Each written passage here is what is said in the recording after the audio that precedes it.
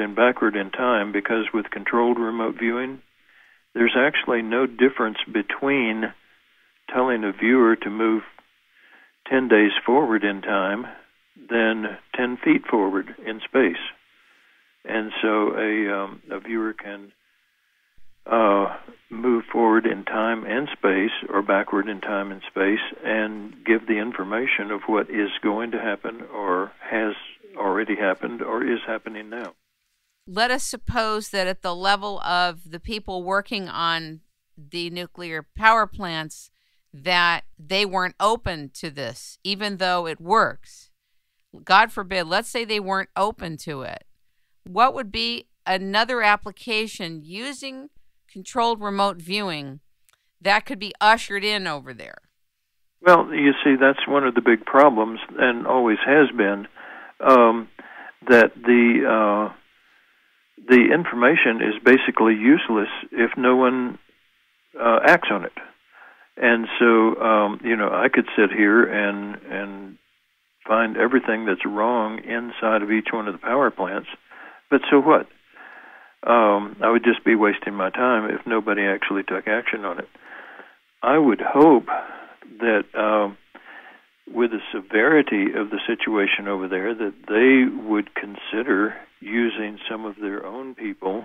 They have some very good remote viewers, and in fact, I have 6 remote viewers that I've trained over in Japan who are living there now, and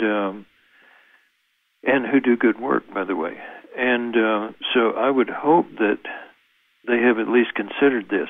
If they haven't, and if they won't, then I'm sorry, but the population there is just at the mercy of somebody who's making bad decisions. You've spent time in Japan and had assignments there and learned a bit of Japanese in terms of the language. What would you say culturally would be beneficial for them at this time in terms of how to explain this so that they get it and then would be excited and open? Receptivity happens because something has created a space for receptivity. We're in a time is of the essence situation. They are all in a time of the essence situation. And, it's a gamble. Every second is a gamble for not getting it right. What would you suggest how this should be introduced? I would suggest that it be introduced as an emergency measure. The Japanese people are very open to the idea of psychic functioning, and they have already shown in repeated television broadcasts that it works, and that it can be used to get very highly detailed information. And so it works for them. They understand it. They know the potential of it. And yet, if you have someone in an office who is afraid of messing up, or afraid of doing the wrong thing, or afraid of saying, we need help, then it's back to the same situation that you have here in the States with, like, politicians. The politicians in the U.S. Disbanded the military-controlled remote viewing unit, not because it didn't work. I mean, it had worked wonders for them, but simply because a politician to say, they're connected with something psychic, well, that's political death.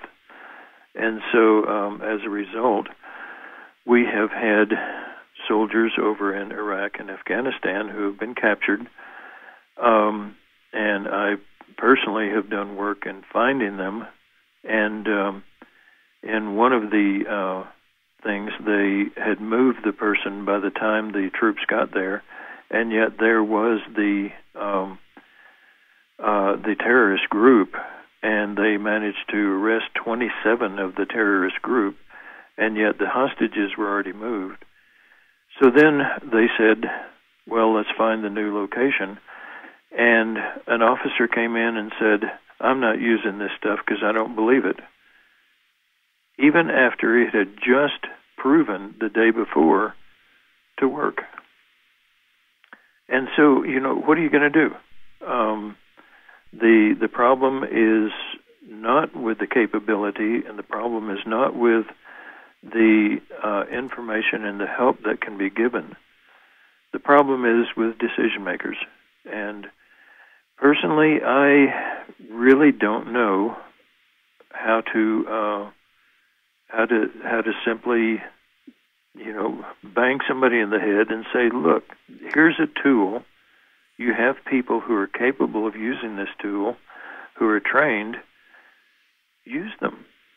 And so anyway, that's the situation I see in Japan as well as in the States here. And I would love to see it changed. I just don't know how to change politicians' minds to make them more concerned about the people than they are about their own job. I have a quick question. A lot of different news outlets are saying that the leader of Japan is very upset with the electric company. And it's very hard to discern if that's true, if that's a story, if it's a good guy, bad guy situation, because it's such a culture that saving face is important.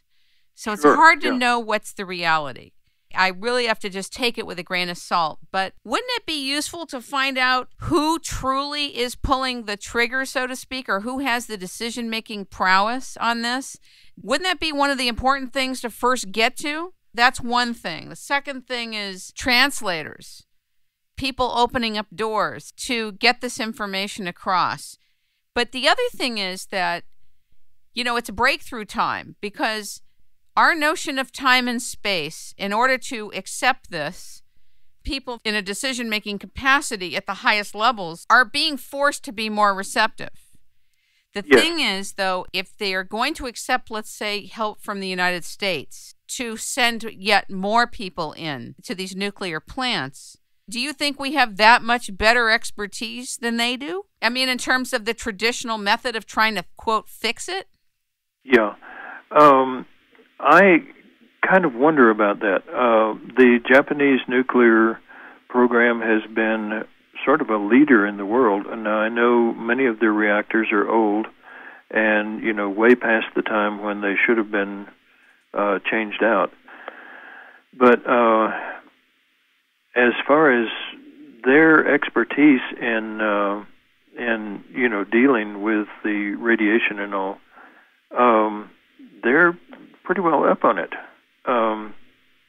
What the Japanese people need right now is humanitarian help more than the nuclear expertise.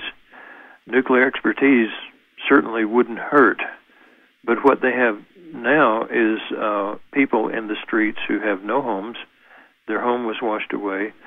There's no transportation, and so food is not being delivered to the stores or to the people. There are people who are out there, with bad water, and like in some third world country. And so, as far as the help that the U.S. could give, I don't think it would be in the realm of the nuclear expertise as much as humanitarian help. And do you think that the Japanese government will allow humanitarian help to come in, like flying into Tokyo? But the thing is, there's so much destruction with roads and transportation. We really need information on how to usher it in. Yeah, well, we need helicopters, and, we have helicopters. We have lots of helicopters that could be helping.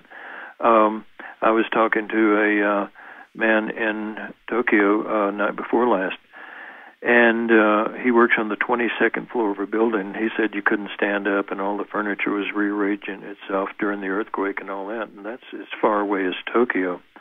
And he said that there is no transportation, no buses, no public transportation at all, and even cars on the street are not able to go anywhere.